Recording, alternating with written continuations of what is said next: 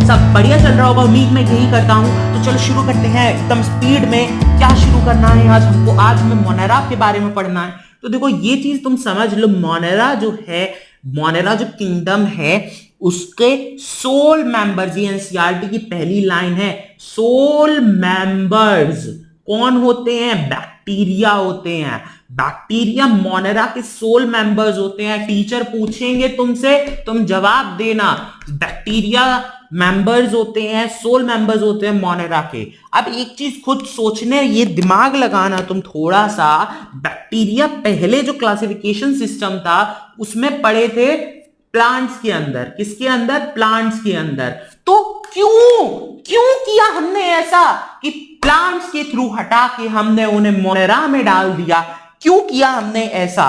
क्योंकि हमने क्राइटेरिया बदल लिए। हमने क्या बदल लिए? पार्टी नहीं बदल ली, हमने क्राइटेरिया बदल लिए। क्राइटेरिया किस चीज के? क्लासिफिकेशन के क्राइटेरिया बदल लिए हमने। समझने की कोशिश करो मैं तुम्हें क्या समझा रहा हूं। हमने ये देखा कि प्लांट्स के अंदर तो मल्टी सेलुलर होते हैं ज्यादातर, और ये ठहरे बेचारे यूनिसेलुलर, है ना। और भी हमने कैरेक्टरिस्टिक्स देखे, क्राइटेरिया देखे, तो हमने मोनेरा प्लांट से उठा के मोनेरा के अंदर डाल दिया। ठीक है, मतलब हमने मोनेरा इनकी एक अलग किंगडम बना दिया। फिर मैंने देखा, क्या देखा कि बैक्टीरिया, मोनेरा जो थे बैक्टीरिया, अर्थात बैक्टीरिया बड़े अलग अलग तरीके में पाए जाने लगे, है ना। बड़े अजीब अजीब कैरेक्टरिस्टिक शो करने लगे। तो हमने इन्हें डिवाइड कर दिया दो हिस्सों में, आर्की बैक्टीरिया और यू बैक्टीरिया। नाम सुन के तुम्हारा बैक्टीरिया हो गया होगा। अरे मतलब समझना, अभी तुम इन नामों का और तुम कहोगे अरे ऐसे तो मुझे आज तक किसी ने पढ़ाया नहीं। देखो मोनेरा में हमने ये जब कैरेक्टरिस्टिक्स क्लासिफिकेशन के क्राइटेरिया बदले, तो उसी के आधार पे तो फिर हमने इसे क्लासिफाई किया, फिर हमने इसे डिवाइड किया।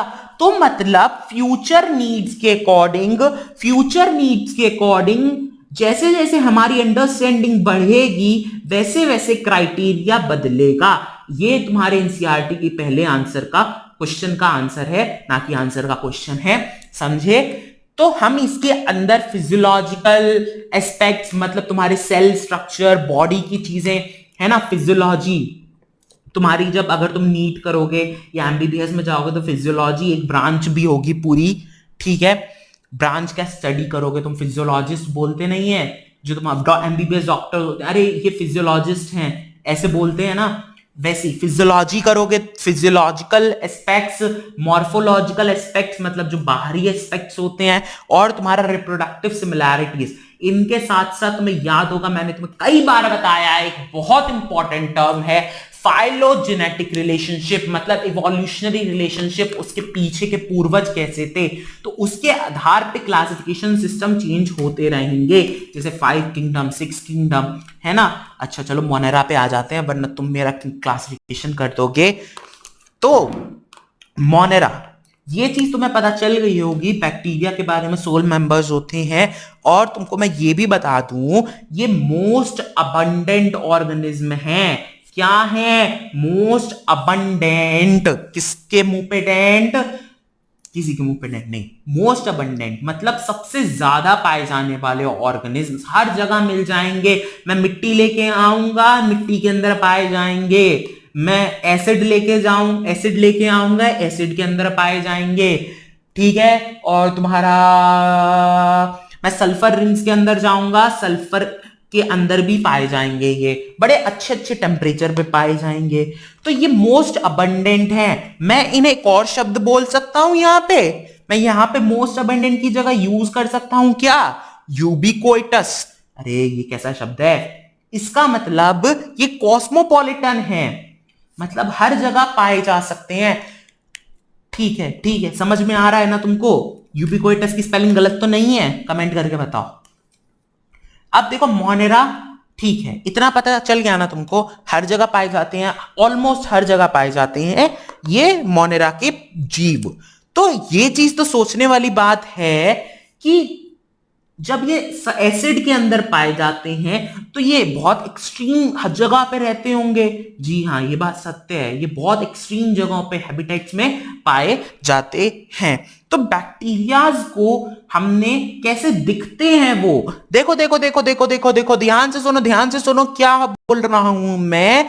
बैक्टीरियाज को हमने उनकी शेप के आधार पे 4 कैटेगरीज में डिवाइड किया है। शेप के आधार पे कहां पाए जाते हैं उससे मतलब नहीं है, शेप के आधार पे वो दिखते कैसे हैं। समझ में आया? समझ में आया? आया। तो 4 शेप कौन कौन सी हैं वो समझाते हैं तुमको। उन चारों शेपों को तुम्हारे सामने लाते हैं। सबसे पहली शेप है कोका। अरे कोका कोला, अरे वो वाली कोका कोला नहीं, कोका। कोका शेप होती है, इसका मतलब होता है सर्किल। सर्कुलर शेप्स में जो बैक्टीरिया होते हैं, एग्जाम्पल दूं अच्छे से याद हो पाएगा। तुमने एक डिजीज का नाम सुना है? निमोनिया। निमोनिया डिजीज सुनी है तुमने? कोरोना वायरस नहीं निमोनिया की बात कर रहा हूं मैं। निमोनिया डिजीज होती है ना, तो उसको जो बैक्टीरिया कॉज करता है उसका नाम पता है तुमको क्या होता है? स्ट्रेप्टोकोकस।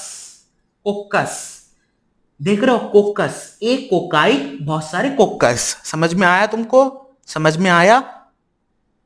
एक कोकाई नहीं, देखो ध्यान से सुनो, उल्टा बोल दिया मैंने, उल्टा बोल दिया, सॉरी। बहुत सारे होंगे तो कोकाई होगा और एक होंगे तो कोकस होगा। प्लूरल जो है वो कोकाई होता है, ठीक है। और स्टेप्टो माने होता है बहुत सारे, मतलब जब उनकी पूरी चेन हो। स्टेप्टोकोकस का मतलब जब पूरी चेन हो बैक्टीरिया की, तो वो क्या कहलाएगा? स्टेप्टोकोकस। इन चेन, जब वो चेन में हो। अरे समझ में आया? और देखो अलोन हो, अकेले पड़ा हो बैक्टीरिया, तो हम उसको पता है क्या बोलेंगे? मोनोकोकस। मोनोकोकस, कोकस सिंगल के लिए यूज करते हैं हम, और वहीं पे 2 हो तो हम डिप्लोकोकस यूज करेंगे, और जब वो चेन में हो तो स्टेप्टोकोकस। तो अगर तुमसे कोई पूछे निमोनिया कौन कॉज करता है, तो तुम बोल दो अरे स्टेप्टोकोकस निमोनिया। अब तुम जब भी किसी बैक्टीरिया का नाम सुनोगे तो तुमको उसकी शेप समझ में आएगी। अच्छा, ये गोल गोल रानी, गोल गोल होता है, मतलब क्या बोल रहा हूं मैं। नाइट में जब भी वीडियो रिकॉर्ड करता हूं मेरे साथ यही हो रहा है, ठीक है। अब देखो सेकंड जो शेप होती है वो होती है बैसिलस, अर्थात बैसिलस। अब ये बैसिलस क्या है? बैसिलाई, बैसिलाई भी बोलते हैं हम इसको। बैसिलाई प्लूरल होता है और बैसिलस सिंगल होता है। अगर वो सिंगल है तो हम उसे बैसिलाई बोलेंगे, और अगर वो प्लूरल है तो हम उसे बैसिलस बोलेंगे, ठीक है। कोई टेंशन की बात तो नहीं है ना? कोई टेंशन की बात नहीं है। देखो बैसिलस जो शेप होती है वो ऐसी शेप होती है, यू। देख रहे हो तुम? यू, चम्मच जैसी शेप, देखो यू शेप होती है ऐसी। अरे तुम दही खाते हो, कर्ड कौन सा बैक्टीरिया पैदा करता है? कमेंट करके बताओ। लैक्टोबैसिलस। लैक्टोबैसिलस। अरे भाई कौन आ गया? कुछ नहीं, वो एक जानवर पता नहीं कौन सी प्रजाति का था। लैक्टोबैसिलस। अब देखो लैक्टो मतलब मिल्क, लैक्टोज शुगर होती है। ज्यादा साइंटिफिक नहीं जा रहा हूं अभी, आगे समझ में आएगा। दूध के अंदर लैक्टोज शुगर होती है तो वहां से आया लैक्टो, और बैसिलस शेप मतलब दूध के अंदर पाया जाने वाला बैक्टीरिया लैक्टोबैसिलस। समझ में आया तुमको? हर चीज का एक मतलब होता है, मैंने तुम्हें बताया है। बायोलॉजी के अंदर हर चीज का एक मतलब होता है, एक मतलब से समझोगे हर चीज बड़ी अच्छे से क्लियर हो जाएगी तुमको। अब बात आती है तीसरी शेप की, जो है स्पाइरलम, या अगर मैं प्लूरल में बोलूं तो मैं उसे बोलूंगा स्पाइरिला, ठीक है। अच्छा देखो, स्पाइरिला एक शेप होती है जो स्पाइरल शेप्ड होते हैं।